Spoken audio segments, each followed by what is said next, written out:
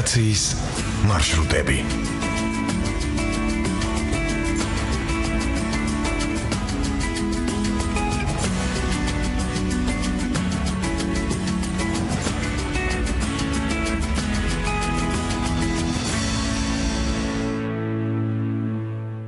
გამარჯობა, დღევანდელი გადაცემის თემაა ჩვენი ბილიკები ვებგვერდი ემიგრანტებისათვის. გადაცემას გავუძღვებ მე ჟურნალისტი ია მახარაძე, პროექტის ავტორი ნანა ლომიძე, ხმის რეჟისორი თია ბიჭაშვილი. გადაცემის თემასთან დაკავშირებით უპასუხებთ რადიო მსმენელთა შეკითხვებს, მიიღეთ მონაწილეობა ჩვენს გადაცემაში.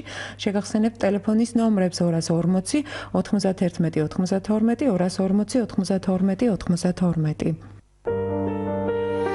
გადაცემა ემიგრაციასა და ემიგრანტებზე. ყოველ სამშაბათს და ხუთშაბათს საღამოს 6-დან 7-მდე. აქ ერთმანეთს შევხვდებით ქვეყნის ფარგლებს გარეთ გაფანტული, მშობლიურ ფესვებსა და მიწაწყალს მოშორებული და სამშობლოში მცხოვრები საქართველოს შვილები.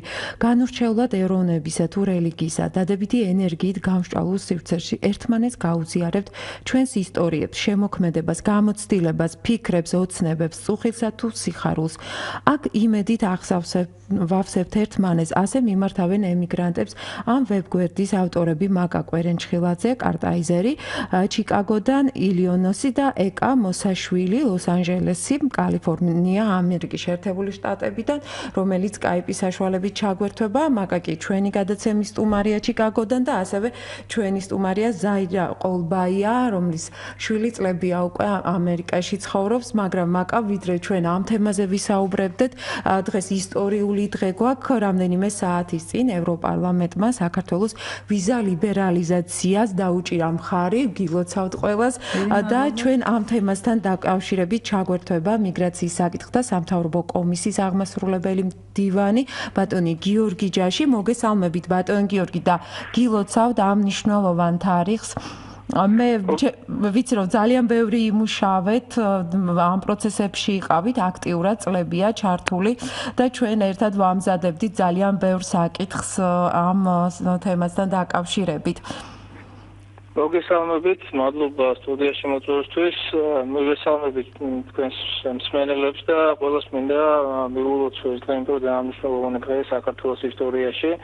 არა მარტო უახლეს ისტორიაში, არამედ მთელი ისტორიის მანძილზე, რაც ჩვენ ევროპასთან გვაკავშირებს ურთიერთობა დაამშრალოვანი დღე არის. ამიტომ ყველას მინდა დიდი სიხარულით მივულოცოთ დღე.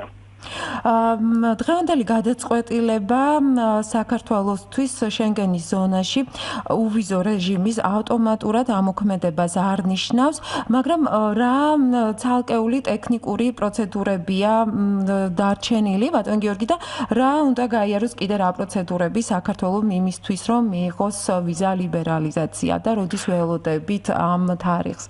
ანუ ყველაზე მნიშვნელოვანი გადაწყვეტილება, მოდით ასე ვთქვათ, დღეს იყო მიღებული, რომელიც ასე ვთქვათ, გარდამტეხი გადაწყვეტილება შეგვიძლია ჩავთვალოთ. შემდეგი ნაბიჯარის ევროკავშირის საბჭო ასე ვთქვათ, მოაწერს ამ ეგრეთ წოდებულ დოკუმენტს ხელს და შემდგომ ეს გამოქვეყნდება ევროკავშირის სამართლებრივ მაცნეში, რის შემდეგაც პროცედურა ამოქმედება საქართველოსთან დაკავშირებით. ეს დაიკავებს რაღაცა პერიოდს, დაახლოებით თვარწლები მარტისთვის არის ეს, მაგრამ ეს გაიწერება და ოფიციალურად გამოქვეყნდება ეს ყველაფერი. ამასობაში ქართული მხარე ასევე მიაწევს ინფორმაციას თავის მოსახლეობას იმ სწორ გზებზე, რომლის მიხედვითაც მათ უნდა მოახერხონ მგზავრობა და ისარგებლონ ამ ვიზო მიმოსვლით და შემდგომ უკვე შეუძლიათ მოსახლეობას ისარგებლოს ამ შეღავათიანი მგზავრობის პირობებით ევროკავშირის და შენგენის წევრ ქვეყნებში. ბატონ გიორგი, მაინც შევაფასოთ დღევანდელი დღე, რა მნიშვნელობა აქვს ამ თარიღს საქართველოს ისტორიაში? ეს ისო მნიშვნელოვანი თარიღი არის, ამაზე მე მგონი ზედმეტი საუბარი არ დღეს ვიზა ლიბერალიზაციამ გარდა იმისა, რომ ჩვენი ქვეყნის მოქალაქეებს მოუტანა იმის საშუალება, რომ მათ უვიზოთ იმგზავრონ ევროკავშირის ქვეყნებში, გაემართებონ მგზავრობა და რაც თავად ყველაზე მნიშვნელოვანია ის, რომ ევროპულ ღირებულებებს დაუახლოვდნენ. აი ამ 4 წლის განმავლობაში ძალიან ბევრი რამ გააკეთა, იმიტომ რომ უამრავი სტრუქტურული ცვლილებები იყო, უამრავი რეფორმები იყო დაწყებული ამ ვიზა ლიბერალიზაციის სამოქმედო გეგმის იმპლემენტაციის პერიოდში და რაც თავად ის რეფორმები და ის საქმიანობა არის, რომელიც ვიზა ლიბერალიზაციის მიღების შემდგომაც გრძელდება და არის ამომავლოდ ძალიან ბევრი საინტერესო არის განსაზღვრული ამასთან დაკავშირებით. იმდენად რამდენადაც ეს არის ევროკავშირთან და მის სტანდარტებთან დაახლოების ერთ-ერთი ძალიან მნიშვნელოვანი გზა. ამიტომაც ძალიან მნიშვნელოვანი მოხდა და ყველაზე მნიშვნელოვანი არის ჩვენთვის ასევე რომ განმოგძოთ ის რეფორმები რაც იყო დატოვებული ამ მიმართებაში არ გავჩერდეთ და უფრო დაუახლოვდეთ იმ პრინციპებზე სტანდარტებს, რასაც ქვია ევროკავშირის პრინციპებზე და სტანდარტები. დიახ, ბატონ გიორგი, ჩვენ ძალიან დიდი პასუხისმგებლობა დავაკისრა ევროპამ, ვინაიდან ეს მოხდა იმ პროცესების დროს, როცა მიგრაციული პროცესები პრობლემატურია მსოფლიოსთვის და ამერიკის შეერთებული შტატები, ევროპის ქვეყნები ამკაცრებენ სავიზო რეჟიმს მიგრანტებთან მიმართებაში. აი ამის შესახებ იმიტომ რომ ეს ყოველ ჩვენს მოქალაქეს აკისრია პასუხისმგებლობა, იმიტომ რომ ჩვენ უნდა ვიაქტიუროთ იმისთვის, რომ კარგად ჩავაბაროთ გამოცდას ევროპას აი ამ მიმართულებით, რომ კანონმორჩილები ვიყოთ. ბატონო, გეთანხმებით, თუმცა აქ არის ძალიან მნიშვნელოვანი რამ ის, რომ საქართველოს სწორედ იმიტომ რომ მიიღო ვიზა ლიბერალიზაცია, ამით კიდევ ერთხელ დაამტკიცა ის რომ მას შესწევს სავარო მიგრაციული პროცესების მართვა სწორედ განახორციელოს და ეს ევროკავშირისთვის საშიშროებებო პრობლემას არ წარმოადგენს.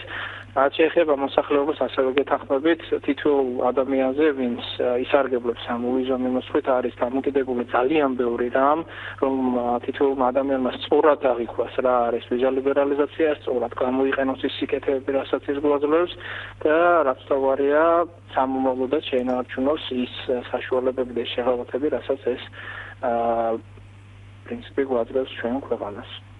მადლობა ბატონო გიორგი, წარმატებებს გისურვებთ მიუხედავად დაძაბული სამუშაო რეჟიმისა. ჩვენ ტელეფონის საშუალებით გვერდთვებოდა მიგრაციის საკითხთა სამთავრობო კომისიის აღმასრულებელი მდივანი გიორგი ჯაში.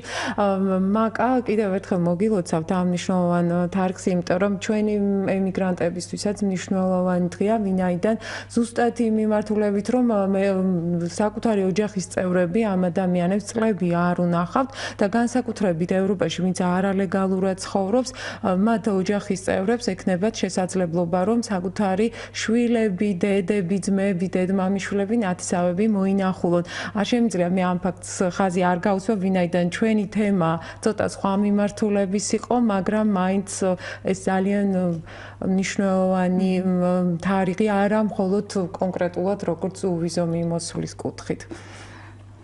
ნამდვილად ჯერ პირველ რიგში მივესალმები საქართველოს და მოგესალმებით თქვენ საქართველოს რადიოს და მოსალოცი ფაქტია საქართველოს სრულიად საქართველოს ულოცავ ამ ფაქტს და ნამდვილად ჩვენ ძალიან ბევრჯერ გვითქვამს ემიგრანტებს ამერიკაში, მე პირადად ამერიკაში, ჩიკაგოში ვარ და წლების წინ გვითქვამს რომ აი რომ გაეხსნათ გზები ემიგრანტებისთვის, მიეცათ ეს ვიზის თავისუფალი უფლება, მაშინ არ იქნებოდა ამდენი გაყოფილი ოჯახები, ამდენი გაყოფილი გული, შვილები უმშობლებოდ დატოვებულები და იქით მეორე მხარეს კიდე მშობლები, რომლებიც წლებია და მაგალითად მე ვიცი ბევრი შემთხვევა შვილები არ უნახავთ და ეს ახლა ევროპაში მყოფი ემიგრანტებისთვის ალბათ უზომო სიხარულია, ისევე როგორც მათი შვილებისთვის.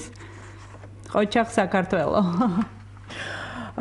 და მაკა, მოდით თქვენ თემას დაუბრუნდეთ, თქვენ არაერთხელ ყოფილხართ ჩვენი გადაცემის სტუმარი და ჩამოფრინდით საქართველოში ხშირად გიწევთ საქართველოში ჩამოსვა, მაგრამ მე ვფიქრობ ეს მაინც თქვენი ნოსტალგიის მიზეზია, იმიტომ რომ ვერ ძლებთ თქვენი სამშობლოს გარეშე, ვინაიდან ამერიკაში გაქვთ ოჯახი, ამერიკული ოჯახი და ხშირ შემთხვევაში გიწევთ სწორედ იქ ოჯახის დატოვება და საქართველოში ჩამოსვლა. და თქვენ დააფუძნეთ ასევე ვებგვერდი ბილიკები ემიგრანტებისთვის, ჩვენი ბილიკები, ესე ქვია, მაგრამ მე მაინც ვუწოდებ ამ ბილიკებს, რატომაც ეს ისე შეუცვალებ თემა, რაღაცნაირად არ იყო განსაზღვრული, რომ ყოფილიყო ეს ზუსტად ბილიკები და მე მინდა ვთქვა, რომ ამ ვებგვერდის შექმნაში ჩემი შვილი 20 წლის ნიკა მაღრაძე მომეხმარა, ტექნიკური მხარე რასაც გულისხმობს და როდესაც ვფიქრობდით სათაური რა შეგვერჩია, ბევრი სათაური მოვიფიქრეთ, ბევრი რაღაცა ვარიანტები და უცებ შევჩერდით ამაზე, რომ რეალურად ეს ბილიკები არის, რაც თითოეული ემიგრანტი დაუშვათ მიდიოდა და სადღაც მერე გაიგივდა, ასე ვთქვათ, ჩემი წიგნი, პირველი ჩემი წიგნი იყო ბილიკები ამერიკისკენ და რაღაცნაირი დამთხევა მოხდა, არ იყო ჩაფიქრებული, მაგრამ მოხდა დამთხევა, მაგრამ ამავე დროს მე მინდა ახლა ერთი დამატება გავაკეთო, ვინაიდან ეს გვერდი როდესაც დავიწყე ამ გვერდზე ფიქრი, ვებგვერდზე, რომლის იდეა წლების წინ მიტრიალებდა და თავიდან ვიფიქრეთ, რომ ეს იქნებოდა გვერდი ემიგრანტებისთვის, სადაც ემიგრანტები თავიანთ გულის ტკივილს და ეს ვებგვერდის პირველი მთავარი გვერდი ამას ყველაფერს ამბობს, რომ ჩვენ გვინდა თითოეულმა ადამიანმა გააზიაროს თავისი გულის ტკივილი, თავიანთი ნააზრები ამ წლების მანძილზე, ფიქრები, აზრები, რა ვიცი, შემოქმედებაც თუნდაც და როდესაც 22-ში იყო 22 იანვარს იყო პირველი, ასე ვთქვათ, გააზიარება საზოგადოებასთან და ერთი კვირის შემდეგ ჩვენ იმდენი მნახველი ყავდა, მართლა ყოველდღე ვარ აღფრთოვანებული და მადლობელი, რომ ეს ხდება და ბევრი გულდაწყვეტილი მკითხველი თუ ვებგვერდის მომხმარებელი აღმოჩნდა და მოგვივიდა მე და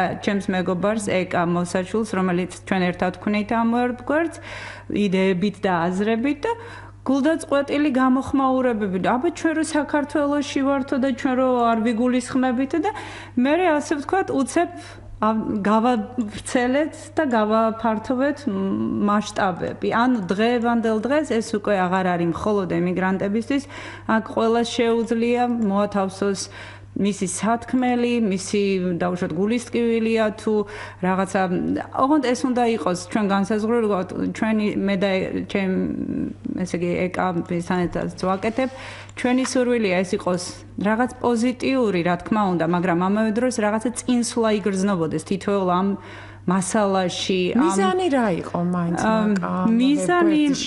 მიზანი იცით რა არის აი ჟურნალი გაზეთი გამოიცემა ემიგრანტების სახელით ჩართულები არიან სხვადასხვა ქვეყნებში ემიგრანტები საკუთარ შთაბეჭდილებების შესახებ გვესაუბრებიან და აი თქვენი ვებგვერდის მიზანი მაინც რა იყო რა საიდან წამოვიდა ეს იდეა ჩვენი ვებგვერდის მიზანი ის არის რომ ეს იყოს რაღაცა ნამდვილი სიტყვა ეს არ უნდა იყოს ეს რაღაცა ჩვენ გვინდა რომ ეს იყოს რაღაცა ახლებური სიტყვა და აი აქ თვითონ ვებგვერდის მიზნის განსაზღვრებაში ჩავწერეთ ესეთი რაღაცა ჩვენი ბილიკების მიზანია გაასხიოს და სამყაროში გაავრცელოს ჩვენი სულიერი შესაძლებლობები ურთიერთგაზიარებითა და თანადგომით დაგვიბრუნოს დაკარგული რწმენა რომელიც ნებისმიერი წარმატების საწინდარია და უბრალოდ ეს იქნება თავმოყრა საინტერესო ადამიანების, საინტერესო სიტყვის და მხოლოდ წინსვლა და პოზიტიური უნდა იყოს, ეს უნდა იყოს შემეცნებითი,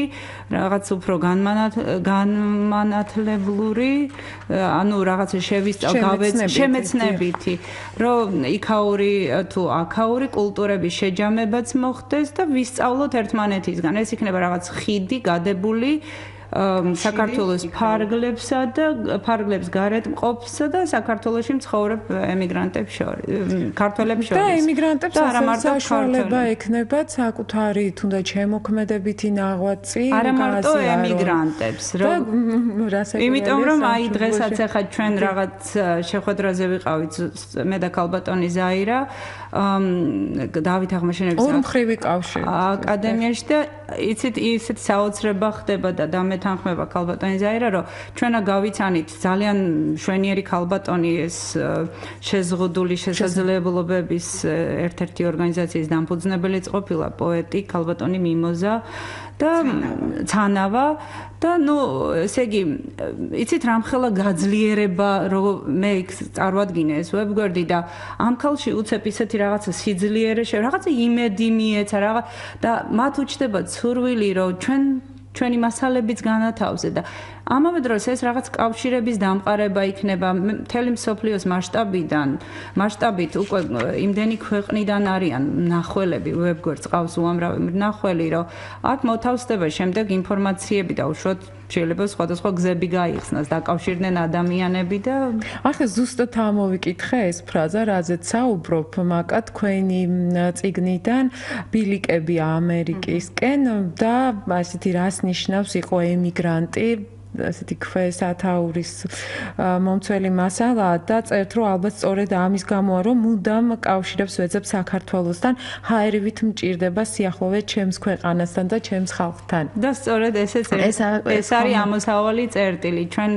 მე და ეკა ჩვენ ვართ სულ აი ამ კავშირის ძიებაში ვინაიდან ჩვენ ტერიტორიაც გვაცილებს ტერიტორიული მანძილიც გვაცილებს ერთმანეთს და ვცდილობთ გავაძლიეროთ ერთმანეთი და მე ესე იგი ამ პერიოდში ამავე დროს მე ვიფიქრეთ რომ თუ ჩვენ ერთმანეთს აი ესე ვაძლიერებთ მოდი ეს ყველაფერი ვაქციოთ რაღაც სივრცეთ სადაც ადამიანები აი აქ ნამდვილ გრძნობებს ნამდვილ ემოციებს ნამდვილ თავიანთ რეალურ ნაბიჯებს და ბილიკებს იმიტომ რომ ბილიკები არა მარტო ემიგრანტებს თითოეულ ადამიანს ჩვენ ყოველას ჩვენი ბილიკები გვაგავლილი აქაურ მყოფებსაც მაგრამ იქ რთულია უფრო მგრძნობიარია ვინაიდან აი თქვენ ეხებით სხვადასხვა სოციალური მოდი ასე ვთქვათ სტატუსის მქონე ემიგრანტებს იმ ემიგრანტებს რომელთაც ადგილი დაიმკვიდრეს უცხოეთში რომელთაც მიუხედავად იმისა რომ კარგი განათლება ჰქონდათ ყველაფერი გააკეთეს საკუთარი ოჯახებისთვის დაივიწყეს საკუთარი პროფესია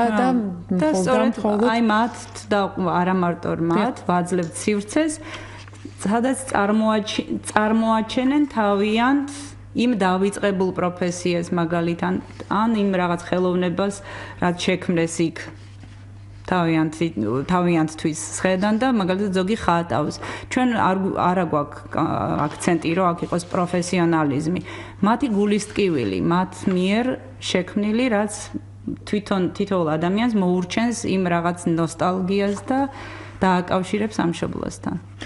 და ქალბატონ ზაირა მოგესალმებით მაკა ეხება საკუთარ წიგნში სწორედ ამ პრობლემურ თემასაც როცა ოჯახებს დაშორდნენ ადამიანები დედები შვილები გარკვეული მიზეზების გამო აი თქვენ რა სიტყვით ამის შესახებ რამდენი წელია თქვენი შვილი არ გინახავთ და რა არის ემიგრანტის ოჯახი რას ნიშნავს ეს მონატრება მოგესალმებით პირველ რიგში მართლა მინდა რომ ყველას მიულოცო დღევანდელი დღე ეს ვიზა ლიბერალიზაციის დღე იმის გამო რომ მე არა მარტო ამერიკაში მყავს შვილი და ოჯახი ქართული არამედ ევროპაშიც ჩემი ერთი შვილი ამერიკაში ცხოვრობს რომლისგანაც გავიცანი სწორედ მაკა დღეს ჩვენი სტუმარი და მეორე ევროპაშია შვედეთში ორივე ფიზიკოსია სამწუხაროდ თუ საუბედუროდ საქართველოსი ასე მოხდა ორივე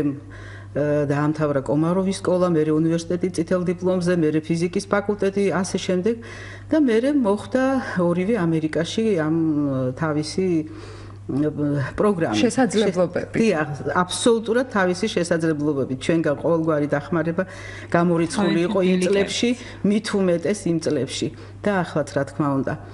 Ну, მერე გაიყო მათი გზები, ერთი როგორც გითხარით, ევროპაშია, ერთი ამერიკაში, ჩიკაგოს უნივერსიტეტში მუშაობს, ფიზიკოსია, მეორე რომელიც ევროპაშია, ისიც ფიზიკოსა, ძალიან დიდ მნიშვნელოვან პროექტს აგებენ იქ და იმ ბირთვშია.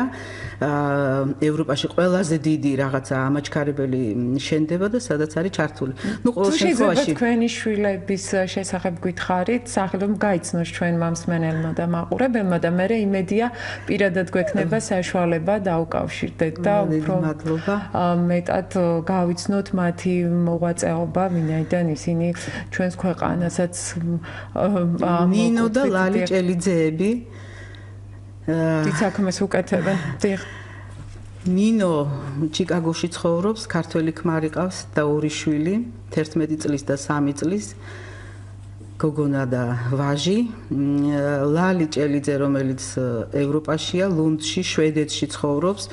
ლუნდში ცხოვრობენ, მისი ქმარი ქართველი არ არის, ხორვატია, ისიც ფიზიკოსია. მოკლედ, ჩემი 2 შვილი გოგონა და 2 სიძე ფიზიკოსია. ყველანი თავისი სპეციალობით 4-ვემ დაამთავრა დოქტორანტურა. დოქტორები არიან ფიზიკის დარგში და ყველა თავისი სპეციალობით მუშაობს ამჯერად. ანუ ევროპამ და ამერიკამ მათ შესაძლებლობები მე იყიდეს. ჩართვას გავაკეთებ, რომ საკმაოდ ცნობილ და ძლიერ უნივერსიტეტებში მუშაობენ. და რომელი უნივერსიტეტებია ეს ქალბატონ ზაირა? უფროსი ნინო ჩიკაგოს უნივერსიტეტში მუშაობს, როგორც ვთქვი, და ლალი ISS ესეთი და სახელწოდებით არის ეს რაც შენდება, ეს არის ამაჩქარებელი იმ ტიპის, რომელიც მე ახლა ფიზიკაში იმდენად ვერ ვერკვევი მაინც და მე შინია რამე არ შემეშალოს, მაგრამ იმ ტიპის, როგორიც CERN-შია და უფრო დიდი მასშტაბების და იქ რაღაც ჯგუფის ხელმძღვანელია და საკმაოდ წარმატებული იყო იქაურ გაზეთებში. 2-ვე მათგანი არის ჩვენთან აქ პრეზიდენტის სტიპენდიანტები რამდენიმე გზის და იქაც იყო გაზეთში გაშუქებული სხვათა შორის მათი საქმიანობის და მათი ოჯახის შესახებ. მაკაც დამეთანხმება თქვენ გენდერულადაც დაამსხვრიეთ სტერეოტიპები, მე რატომღაც მოველოდი რომ ისინი მამაკაცები იქნებოდნენ, ვინაიდან საუბრობენ რომ აი ქართველ ქალებს არ აქვთ ეს მონაცემები, იმიტომ რომ ფიზიკოსობა, მათემატიკოსობა ცოტა რთულია და გენდერულად ყოველთვის ვამბობთ რომ აი მამაკაცების საქმეა და ქალებს არ აქვთ ეს უნარი შესაძლებლობები რომ კონკურენცია გაუწიონ და საკმაოდ ძლიერ ამერიკაში ფიზიკის ანუ ამერიკაშიც არის ეს სტერეოტიპი ხო? ნუ სტერეოტიპი არის თუ რა არის ყოველ შემთხვევაში ამერიკაში რომ ფიზიკის ინსტიტუტში, ფიზიკის დეპარტამენტში იქნები და მამაკაცების გვერდით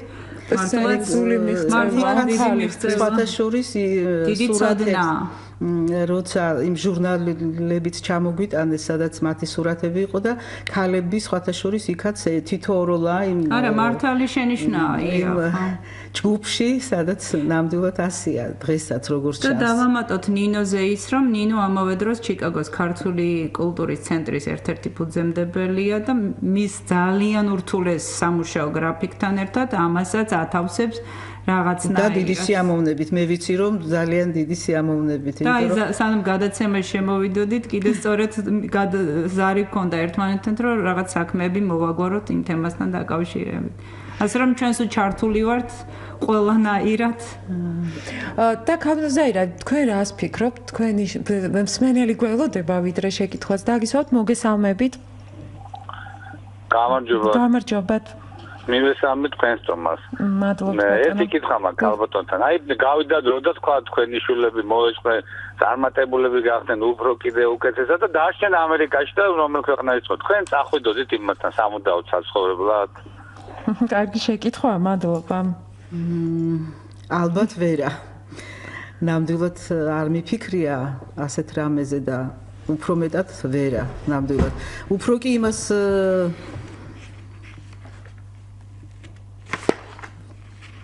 მოვითხოვდი მათგან რომ აქ დაბრუნებულიყვნენ.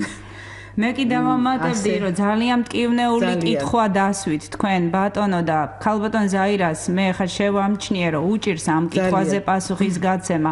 თქვენთვის ეს კითხვა უფრო იოლი დასასმელია ვიდრე ჩვენთვის პასუხის გაცემა ამ კითხვაზე, იმიტომ რომ ჩვენთვის ეს კითხვა ისეთი ტკივილი არის, რომელზეც პასუხი ერთი კი არ არის, მთელი ცხოვრება გადაგვეშალა აი ამ წამში მეც და ქალბატონ ზაირასაც მთელი ცხოვრება გადაიშალა ჩვენ თვალწინ. ეს იმდენად მტკივნეული კითხვა არის ჩვენთვის. ჩვენ ამაზე არა მეთანხმებით ქალბატონ ზაირა. განსაკუთრებით ერთი ტერმინი ერთი ტერმინი არის უდიდესი ტკივილი. ამას ესე იგი იმ ხელა სიმძიმე აკიდია ამ ერთ კითხვას, რომ პასუხი არ არის. ერთ სიტყვას ძალიან რთულია, სამუდამო საცხოვრებელი. მით უმეტეს მე ახლა იმ ასაკში ვარ, რომ მოგზაურობები და ეს ყოველთვის, მაგრამ შვილი ადამიანს უნდა რომ გვერდით ყავდეს, მოეფეროს, ჩაეხუტოს.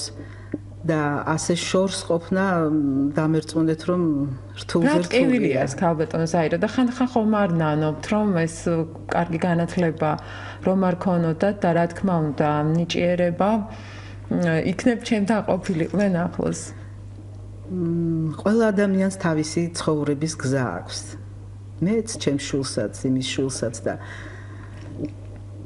ვერ ვიტყვი ვერ დააძალებ უბრალოდ ადამიანს მე იმისი თქმა მინდა დაძალება შეიძლება ესეთი ცუდი სიტყვა მაგრამ ვერც შვილს ვერც ვერავის მე მგონი ვერ აიძულებ იმას რომ აი შენ გვერდით იყოს და შენს რაღაც სურვილებს დაემორჩილოს მას ხომ მისი ცხოვრების გზა აქვს მე ასე მგონია და მაგრამ ქალბატონო მე ვფიქრობ რომ ეს ჩვენი ქვეყნისთვისაც მნიშვნელოვანია მაგრამ ახსენა რომ საბედნიეროდ თუ სამწუხაროდ მაგრამ მე ვფიქრობ საბედნიეროდ იმ კუთხით რომ ესეთი პოტენციის ადამიანები რომთაც აქვს ძალიან დიდი რესურსი და ამერიკა არის ის ქვეყანა სადაც შესაძლებელია ადამიანმა როგორც გამოამჟღავნოს ასევე ქონდეს რეალიზაციის საშუალება ევროპიდანაც ძალიან ბევრი ჩადის ამერიკაში საკუთარი შესაძლებლობების განვითარებისთვის და ამიტომ ვფიქრობ ქართულ საქმესაც კი აკეთებენ ეს ადამიანები ხა საზოგადოებაში ყოველთვის არაერთგვაროვანი მოსაზრებაა რომ აი რატომ დატოვეს საქართველოს ემსახურონ მაგრამ მე მაინც ვფიქრობ რომ იქიდან შეიძლება ძალიან ბევრი რამე გაუკეთოს ამ ემიგრაციამ საქართველოს საქმე თუნდაც კავშირებისთვის კონტაქტებისთვის და ვიზა ლიბერალიზაციაც ვფიქრობ რომ ჩვენი დიასპორების დამსახურებაც შესაძლებელია არის გარკვეული ია ჩვენ არაერთხელ მოვსულვართ თქვენთან სტუდიაში და გვისაუბრია ამ თემაზე რომ იცით რა ჩვენ იმ თუნდაც ის აი რატომ დატოვეს რატომ წავიდნენ და მე ბევრჯერ მithქვამს ჩვენ არ დამიგვიტოვებია ჩვენი ქვეყანა ჩვენ გზები გაგვეკვალა როგორც ჩანს ჩვენ თითოეულ უცხოეთში გასულ ადამიანს რაღაცა მისია დაგვეკისრა ჩვენ ძალიან დიდი ტკივილი გვაქვს იქ წასვლა ემიგრაციაში ყოფნა ეს არ არის იოლი ეს ძალიან დიდი სირთულე არის მაგრამ ალბათ რაღაცა მისია დაგვეკისრა ცხოვრებაში რომ გავიტანოთ ფართო მასშტაბებზე რაღაც თუნდაც ეს ქართული ჩვენი რაც არის ნუ გვინდა არ გვინდა ეს უკვე მისია არის და ყველამ უნდა ვეცადოთ რომ ჩვენი მხრიდან ეს მისია შევასრულოთ იმიტომ რომ ჩვენ წარმოვაჩენთ საქართველოს სახეს და საქართველოს კიდე მისია ისაკისრია რომ ჩვენსავით უცხოეთში წასულ ადამიანებს რაღაცა კავშირი და სითბო და სიყვარული შეაგებოს შესაბამისად. და მაგ ამბობთ რომ აი ამ ყველაფერთან ერთად ემიგრანტობა ქართველითა და ქართველობით არის საამაყო უცხოეთში. აი რა სიტყვით ამის შესახებ, იმიტომ რომ ამ ქართველობის გრძნობას უფრო მეტად სწორედ უცხოეთი გვიძლიერებს. თქვენ წერთ რომ მოგზაურობთ ხშირად ევროპაში, გარდა იმისა რომ თქვენი მუდმივი საცხოვრებელი ამერიკის შეერთებულ შტატებშია და რაც უფრო მეტად მეც მოგზაურობთ, უფრო მეტად გიღრმავდებათ საქართველოს სიყვარული და თუ რა ფასი აქვს ჩვენ სამშობლოს. ჩვენ ყველა ადამიანს ეს იქნება ქართველი თუ არა ქართველი ნებისმიერი ეროვნული ჩვენ არა ვართ მხოლოდ ფესვები ფილმიდან ფესვები ჩემს გვერდზე მაქვს რამდენიმე ციტატა მოტანილი ჩვენ ფესვები გვაქვს გარი ჩვენ მიწა-წყალში და ამისი დაკარგვა და უარყოფა წარმოუდგენელია და სადაც მივდივართ ქართულობა იმიტომაც ეს ქართული რაც გვაქვს ჩვენში კარგი უფრო მეტად წარმოვაჩინოთ თუნდაც და ამას თუ დავკარგავთ და გავხდებით 1 მილიონთაგანი უკვე აღარც არავინ აღარ ხდებით და სწორედ ეს ამას გულისხმობ იქ ჩვენი ქართულით უნდა ვიამაყოთ და ის უცხო ტომის წარმომადგენელი ჩვენში ამ სიძლიერეს თუ ხედავს იქიდან იმიტომაც უფრო გვაფასებს ამის შემდეგ თორე უარყოფა და დავიწყება და გახდე ვიღაცა ერთ-ერთი ის უკვე 21 საუკუნეში შეიძლება მე-19 საუკუნეში ხდებოდა ესეთი რამე მაგრამ ახლა აღარ ეკა მოსაშვილი ლოს-ანჯელესიდან როგორც შეგპირდით, უბრალოდ გული მწყდება რომ ესეთი ლამაზი ქალბატონები ემიგრაციაში რო ცხოვრობთ. ჩვენც ძალიან ლამაზი ქალბატონი ხართ, ნამდვილად. მოგესალმებით ეკა. გესმით ჩვენი? გამარჯობათ. მოგესალმებით ლოს-ანჯელესიდან, ქალაქ ელ-სეგანდო. კალიფორნიის შტატში ვიმყოფები. თქვენი გაცნობა გვინდა, ასევე მსმენელებს და მაყურებლებს აინტერესებთ თქვენი შესახებ, როდის გაემგზავრეთ ამერიკაში, რა საქმიანობთ და შემდგომ ვისაუბროთ ჩვენი ბილიკების შესახებ, რომლის თან ავტორიც ბრძანდებით მაკასთან ერთად. ჩემი ისტორია ძალიან გრძელი არის, აგრეთვე ჩამოვედი 1995 წელს, სტუმრად ჩამოვედი ჩემს სმულთან, რომელსაც გამოფენა ჰქონდა, დაპატიჟებულები ვიყავით. იმის შემდეგ, რა თქმა უნდა, ეს ძალიან დიდი ისტორიაა და არ მოუყვები ამას, როცა არ არის. მაგრამ იმუშავია ბევრ ადგილებში, გადამიტანია ძალიან ბევრი სირთულეები და სირთულეების გადალახვის შედეგად მიმიღია ბევრი სიბრძნეც. და ჩემი ერთ-ერთი სამსახური ძირითადად, სადაც მოვახდინე ჩემი თავის რეალიზაცია, იყო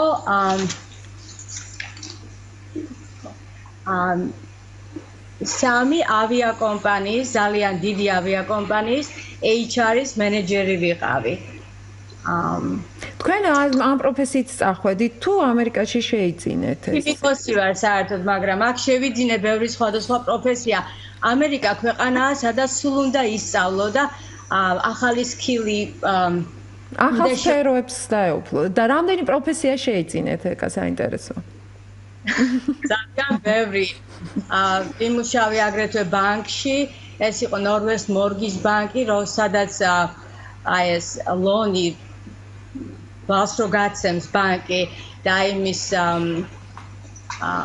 ანალიზს უკეთებდი და აგრეთვე payments setups აკეთებდი ბოდიში, ახლა მომზადებული არ მქონდა რომ მეთარგმნა ეს ყველაფერი. და გესმით ჩემი ეკა?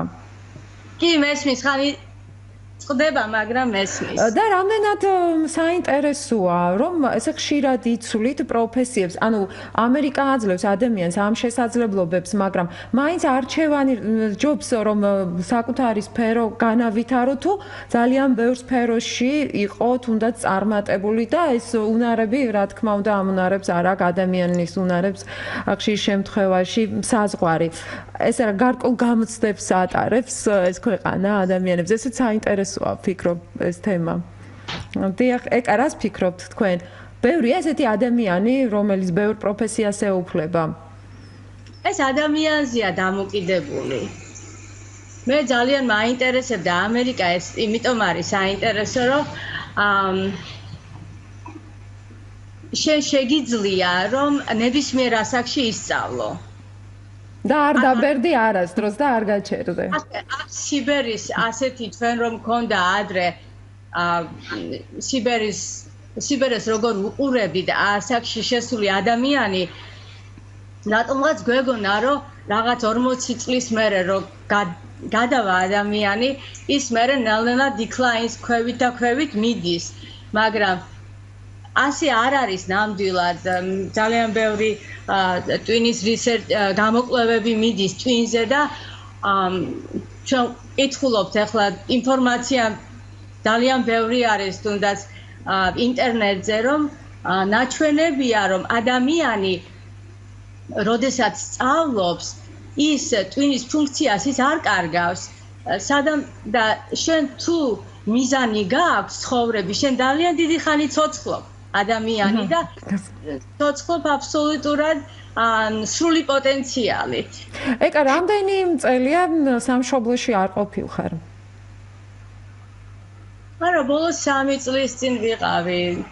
დავდივარ ხოლმე, ხშირად ვერ ვახერხებ, იმიტომ რომ სამსახური აქვს ისეთი რაღაცა, არ შეგიძლია რომ ასე 2 კვირაზე მეტი აიღო, მაქსიმუმი 4 კვირა მოგცენ. და რას ნიშნავს თქვენთვის ემიგრანტობა და რა კავშირშია სამშობლოს მონატრება ჩვენი ბილიკების საიტთან, რომელიც თქვენ მაკასთან ერთად დააფუძნეთ?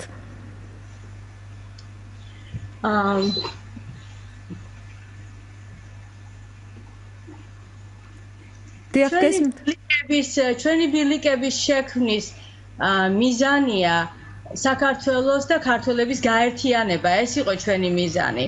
გაერთიანება ვირტუალურ სივრცეში. ჩვენ ბილიკებში შემოსული ადამიანების ენერგია მე ატმყოში ვილაპარაკებ რა. რა საკვირველია, დიახ. ეს ადამიანები შემოდიან ჩვენ სივრცეში და ეს ენერგია ერთიანდება და ერთ ძლიერ დადებით სამკურნალო ენერგიის ტალღად იქცევა. ჩვენი ბილიკები გვახსენეთ, რომ თითოეული ადამიანი ღმერთმა თავისი სახით შექმნა, რომ თითოეული ადამიანი ძალიან დასაფასებელია, მოსაფერებელია, გასაფრთხილებელია და ყველა ადამიანს აქვს უდიდესი პოტენციალი იმისა, რომ დიდი სიყვარული გასცეს და აგრეთვე მიიღოს სიყვარული. აგრეთვე აშენოს ახალი და ძველ ფასეულობებს რესტავრაცია უკეთოს. და როგორ წარმოგიდგენიათ ეს ყველაფერი თქვენ გადმოიტანოთ საქართველოში? ეს ენერგია, ეს უნარჩვევები. აი ზუსტად ჩვენი ბილიკები ამიტომ არის შექმნილი, რომ ფიზიკურად ვერ ვახერხებ ამხელა მანძილების გადალახვას, მაგრამ აი ეს ვირტუალური სივრცე ყველა ნებისმიერ ადამიანს შეუძლია შემოსვლა, ნებისმიერ ადამიანს არ აქვს მნიშვნელობა წარმატებულია ის ადამიანი დაუშვათ მიაღწია მატერიალურ კეთილდღეობას თუ ადამიანი რომელსაც არ მიუღწევია და არც უნდა მატერიალურს რომ მიაღწიოს, უფრო სულიერება აინტერესებს და სულიერების განვითარება აინტერესებს. ნებისმიერ ადამიანს შეუძლია აი ეს ბრიჯი, ეს ხიდი იქმნება. მაგრამ ალბათ კარგად თქვა ჩემამდე კიდევ. რაც განსაკუთრებით მზნობიარია ქართველი ემიგრანტებისთვის. ეკა უნდა დაგემშვიდობოთ. ჩვენი დრო მალე დასრულდება, წარმატებებს გისურვებთ და ჩვენ გვექნება თქვენთან ხშირი ვირტუალური კომუნიკაცია. ნახვამდის ჩვენ ლოს-ანჯელესიდან გვერდებოდა ჩვენ თანამემამულე ეკა მოსაშვილი და მაინც მე მინდა ეს თემა განვავითარო, მაკა სულიერება, რომელიც ყველაზე მეტად აწუხებს ემიგრაციას, რაც ბრძანა იგივე ჩვენმა სტუმარმა ქალბატონმა იზამ ყველაზე მეტად მიუხედავად იმისა, რომ ქართველები წარმატებებს აღწევენ უცხოეთში, მაინც აქვთ სამშობლოსთან გარკვეული ნოსტალგია, მათ აქვთ რაღაცა დანაკლისი, რომელსაც ვერ უსებს ვერც კომფორტი, ვერც თვითრეალიზაცია. აი ეს ნაწილია ძალიან მგრძნობიარე. ფიქრობ, ყველა ემიგრანტი ამას ამბობს, რაც უნდა კარგად გრძნობდეს უცხოეთში მატერიალურად. უცნაურობა ის ხდება, რომ თავიდან ადამიანი იწყებ და გონია, რომ შენ ილტვი რაღაცა მატერიალური კეთილდღეობისკენ. და ნუ ნებისმიერი ადამიანი გინდა საქართველოშია თუ გინდა უცხოეთში, აი ამ მიზნისკენ ისე არის დღევანდელ 21 საუკუნის ცხოვრებაში რაღაცა ასე იგი ეს აზრი გადიდებული, რომ ჩვენ ყველა თითქოს უნდა მივილტოდეთ ადამიანები მატერიალური კეთილდღეობისკენ, მაგრამ ემიგრაციაში ყოფნა და აი ეს რაღაცა სწრაფვა მატერიალიზმისკენ და ნუ რაღაცა დრო გადის და მე ნელ-ნელა რაღაცამდე მიაღწევ და უცებ რაღაცა თითქოს ესეთი წკაპ დაიძახებს და უცებ ხვდები, რომ შენ ეს მატერიალური კეთილდღეობა არაფერი აღარ ყოფილა, თუ არა გაქვს სულიერი სიძლიერე, სულიერი რაღაცა სულიერება თუ სადღაც დაიკარგება, სადღაც მივიწყებული რჩება, ეს მატერიალური კეთილდღეობა უკვე თითქოს არაფერი აღარ არის. და აი ეს არის სამყაროს უმეტესი კაცობრიობის უმეტი ნაწილი აი ამ იმაში არის ჩაკარგული, რომ თითქოს ილტვიან ამ რაღაც კეთილ მატერიალიზმისკენ და ამ დროს დიდი ხრამივით გამოდის სულიერებასა და მატერიალიზმის შორის. ჩვენი ბილიკებით ჩვენ გვინდა რომ აი ეს ადამიანები რაღაცნაირად შეაკავშირონ, დააპატარავონ ეს გაყოფილი სივრცე და რაღაცნაირად გავათანაბროთ ეს მატერიალიზმის ადმილ ტოლვაში არ დავკარგოთ სულიერება.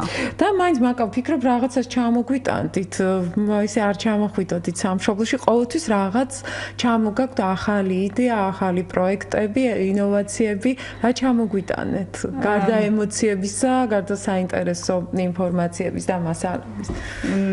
ნუ ახლა ყოველ ჩამოსვლაზე მე მგონი მართლაც რაღაცა წიგნით ჩამოვდიოდი და ჯერჯერობით პროცესში არის ის ჩემი ინგლისურენოვანი შემდეგი პროექტი ეს არის რომელიც კარგად ასე ვთქვათ ვითარდება და რა პროექტია თუ გარკვეული ეს არის ისევ და არ არის საჭირო ამისთვის და ისევ ეს არის ასე ვთქვათ აი ჩემ პირველი წიგნის ბილიკები ამერიკისკენ უბრალოდ ეს არის ინგლისური ვარიანტი ამერიკელი ან უცხოელი მკითხველისთვის ეს არ არის იგივე ეს არის აბსოლუტურად სხვა და მე ამ წიგნს დავარქვი ინგლისური სახელი ამ წიგნისა განმოთარგმნით ეს არის გაყოფილი სული ისევ და ისევ ალბათ ამ ჩემ ტკივილთან ვარ და თქვენ აჩვენებთ ქართველი ალბათ ემიგრანტების ზოგად არ არის ეს ქართველი არა ეს არ არის ქართველი ემიგრანტი ძირითადად ამერიკულ საზოგადოებას რა იცით რა ეს წიგნი არის მოყოლა ჩემი ცხოვრების ანუ ჩემი პირადი გამოცდილებებიდან ჩემი პირადი ცხოვრებიდან თუ გადასახედიდან რა ვიცი როგორ არის დანახული ჩემი ცხოვრების მოყოლა და იმიტომ რომ იცით ამერიკელ მკითხველს კიდევ სხვა კითხვები აქვს მაგალითად როგორი იყო საბჭოთა კავშირის დროს ცხოვრება როგორი იყო ეს კომუნიზმი როგორი იყო იმ დროს თქვენი განათლების სისტემა დაუშვათ რა როგორ ატარებდით თავისუფალ დროს აი ესეთი კითხვები არის რომელიც იქ ყოველდღიურობაში მე ჩვენ გვისვამენ ამ კითხვებს და რაღაცნაირად მე ღმერთის წყალობით რო გადავხედავ ჩემ ბავშვობას ჩემ ახალგაზრდობას და სტუდენტობას, უпростоრად სტუდენტობას ღმერთის წყალობით ძალიან საინტერესო იყო ეს ყველაფერი და იმ კუთხიდან ან თუნდაც მამას ოჯახი, მამას მშობლები რეპრესირებულები იყვნენ და აი ეს ყველა საინტერესო თემატიკაა, რომელიც აინტერესებს ამერიკელ მკითხველს. და აი ამ ეს წიგნიც ყველაფერს ამას მოიცავს. ბევრი შეკითხვა დამრჩა, მაგრამ მიწურა ჩვენი დრო, უნდა დავასრულოთ. ამ თემას საოცრებად განვავითარებთ, ვინაიდან ჩვენ არასოდეს არ გვიფიქრია იმ კითხვებზე, ხშირად თუ დავუშვათ ამერიკულ საზოგადოებას აინტერესებს სწორედ საბჭოური ეპოქა და იქ როგორ ყალიბდებოდნენ ადამიანები. ძალიან დიდი მადლობა, წარმატებებს გისურვებთ და იმედია კიდევ ერთხელ მოგზავნდებით ვიდრე ამერიკაში გაემგზავრებით საინტერესო თემებით. დიდი მადლობა ქალბატონო ზაირა, მოვიკითხავთ თქვენ შვილებს წარმატებებს უსურვებ ჩიკაგოში. ჩვენი გადაცემის სტუმრები ამერიკაში ჩიკაგოში მცხოვრები მაკა კვერენჩხილაძე, ზაირა ყოლბაია, რომელიც არ არის ემიგრანტი, მისი ოჯახია, შვილები ყავს ემიგრაციაში და ჩვენ გვერდთვებოდა ლოს-ანჯელესიდან ეკა მოსაშვილი, ჩვენი თანამემამულე, ამ გადაცემის მოსმენა შეგიძლიათ ინტერნეტის საშუალებით Radio 1-G დაგვიკავშირდით, გაგვიზიარეთ თქვენი შენიშვნები და წინადადებები. გადაცემის ავტორი ნანა ლომიძე, ხმის რეჟისორი თია ბიჭაშვილი და წამყვანი ია მახარაძე გემშვიდობებით.